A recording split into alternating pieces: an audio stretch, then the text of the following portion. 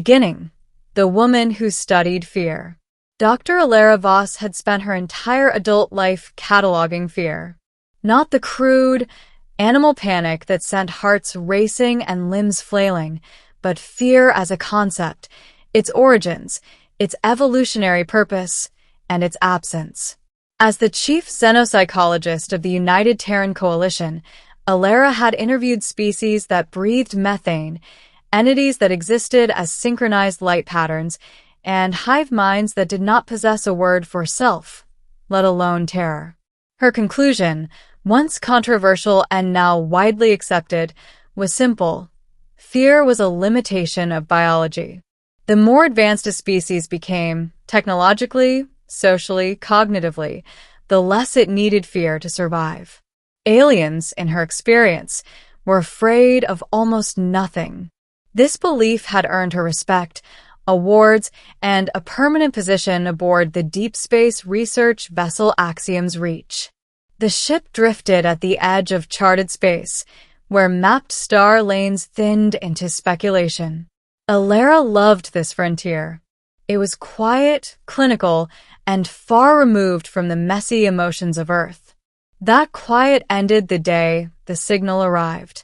It was not a distress call, not a greeting, not a mathematical greeting sequence or a quantum handshake. It was a pulse, short, repeating, and oddly asymmetrical. Every 12 minutes, the ship's long-range sensors picked it up from a dead region of space, known as the Nearth Expanse. "No stars, no planets, no debris," said Commander Ilias Wren as he stood beside Alara in the observation chamber. "Nothing should be there." Alara folded her arms, eyes fixed on the holographic projection. Yet something is transmitting. What kind of something? That's what we're here to find out. Within hours, the Axiom's Reach changed course. The Expanse. As they approached the Nearth Expanse, the usual background noise of space, radiation whispers, gravitational murmurs, fell eerily silent. The ship's instruments struggled, recalibrating again and again. "This region violates 3 predictive models," muttered Chief Engineer Halvorsen over the comms. "It's like space forgot how to behave." Alara felt a flicker of something unfamiliar. Not fear, she told herself. Anticipation. They were not alone for long. The first alien vessel appeared without warning, phasing into visibility just off the starboard bow. It was massive, crescent-shaped, and unmistakably artificial. Within seconds, another arrived. Then another. And another. By the time the Axiom's Reach halted, it was surrounded by an armada of non-human ships, each belonging to a different species. Alara's breath caught. She recognized many of them. The crystalline Zevari, the floating biomechanical hulls of the Keth, even a triune collective envoy, a species so ancient they rarely left their home galaxy. "This is impossible," Commander Wren whispered. "These species don't cooperate. Half of them barely tolerate each other." Alara activated the Universal Comm channel. "This is Dr. Alara Voss of the United Terran Coalition. We are conducting scientific research. Please identify the purpose of this gathering." For several seconds, there was only silence. Then, one by one, responses came, not spoken, but transmitted directly into the ship's translation matrix. The voices overlapped, layered with tension Alara had never heard from them before. "Leave. Turn back. This region is forbidden." Alara frowned. Forbidden by whom? Another pause. Then a single response, clearer than the rest. "By him. Middle. The thing without a name." Alara requested a diplomatic conference. Against all expectations, the aliens agreed. A shared virtual chamber formed in the ship's holoset, projecting representatives from over a dozen species. Some appeared as light constructs, others as shifting geometries, others still as approximations designed for human perception. Alara addressed them calmly. You are all advanced civilizations. Many of you have no known fear response. Yet you are here, warning us away. I need to understand why. A Zevari emissary pulsed faintly. Your species studies fear. You should not study this. Why? Alara pressed. The Triune representative responded next. Its voice carried the weight of millennia. Because fear assumes survival. He does not. Alara's heart skipped. Who is he? The chamber darkened slightly, as if the projection itself recoiled. An intelligence older than our recorded histories, the Triune said. Not a species. Not a machine. A constant. Another alien added. He does not conquer. He does not communicate. He does not need. Alara felt frustration rise. You're describing a force of nature. No, came the reply. Forces of nature are predictable. Commander Wren's voice cut in over a private channel. Alara, I don't like this. They're scared. She almost corrected him. Almost. Instead, she asked the question that mattered most. If he is so dangerous, why are you all here now? The answer came from multiple mouths at once. Because he is moving. The first evidence. Despite the warnings, the axiom's reach advanced. Alara justified it scientifically. Humanity had faced unknowns before. Fear was not a reason to retreat, it was a reason to understand. The first sign of him was not visual. It was absence. A region of space where matter simply ended. No explosion debris. No radiation. Just a perfectly spherical void, light bending unnaturally around it. Halvorsen stared at the readings. It's like the universe was edited. Alara whispered, Nothing does that. The void shifted. Not moved, shifted, as if reality had blinked. Then the signal they had followed for days stopped. Every alien ship around them began to withdraw at once. They're leaving, Wren said. All of them. Why? Alara asked. The answer arrived as the ships. Alarm screamed. Something was emerging from the void. It did not have a fixed shape. It was not enormous, yet it dwarfed the axiom's reach by presence alone. Sensors failed to lock onto it, returning contradictory data. Mass without gravity. Energy without emission. Alara felt it then. Fear. Not the sharp panic of danger, but a deep, existential certainty that something in the universe had noticed her. The thing did not attack. It simply turned, and the stars behind it went dark. Contact the ship's AI. Athena struggled to maintain coherence. Dr. Voss, it said, voice flickering. The entity is exerting influence across multiple physical constants. Can it hear us?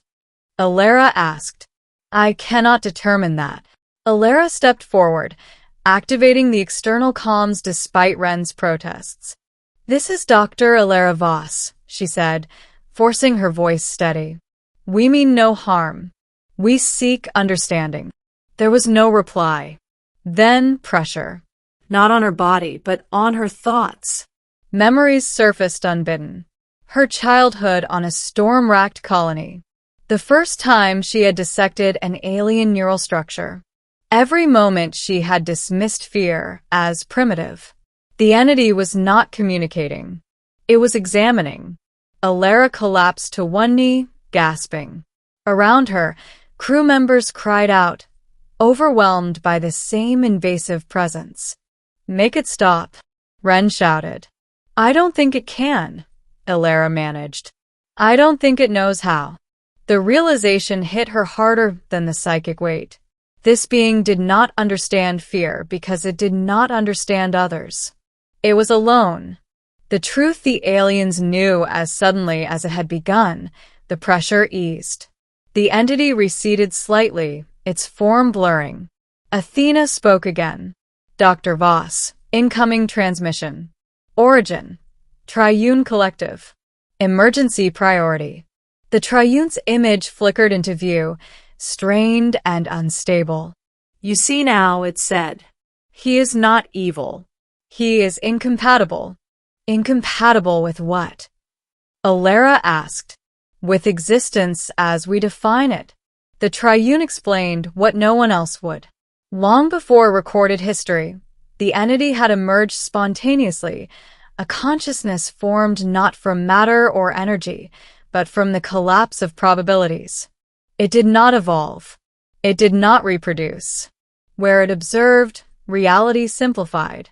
Civilizations that encountered it did not die violently. They faded. Their technologies failed. Their histories unraveled. Eventually, even the memory of them vanished. "He unravels complexity," Alara whispered. "Life is complexity." "Yes," said the triune. "We fear him, because fear is the only signal we have that we still exist." Alara looked back at the entity, hovering in silence.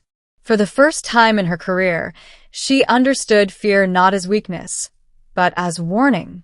A choice no one wanted. Commander Wren pulled Alara aside. "We need to leave. Now." "If we leave," Alara said slowly, "he'll keep moving. Eventually, he'll reach inhabited space." "And if we stay?" Wren demanded. Alara swallowed. "Then we might learn how to stop him. Or, at least, redirect him." The ship trembled as the entity shifted again, stars dimming further. Athena interrupted. "Dr. Voss, probability analysis indicates a 97.4% chance of systemic collapse if the entity remains in proximity." Alara closed her eyes. She had built her life on the idea that fear was obsolete.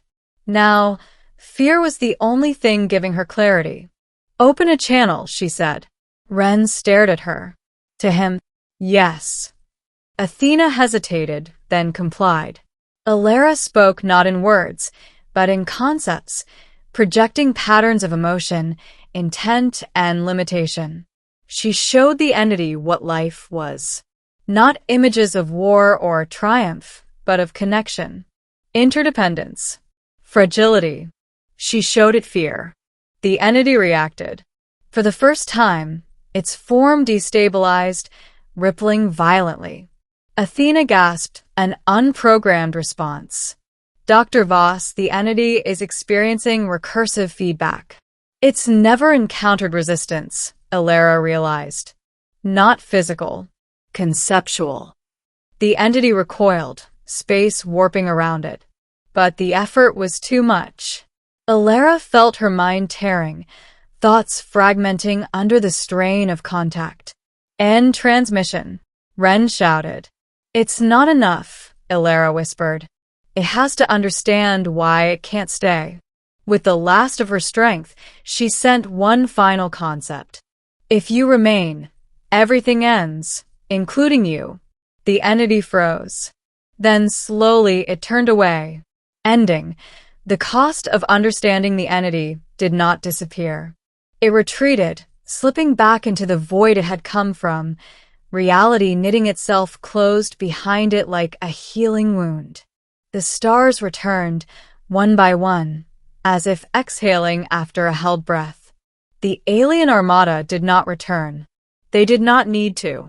The Axiom's reach drifted in silence, systems rebooting, crew recovering from psychic shock.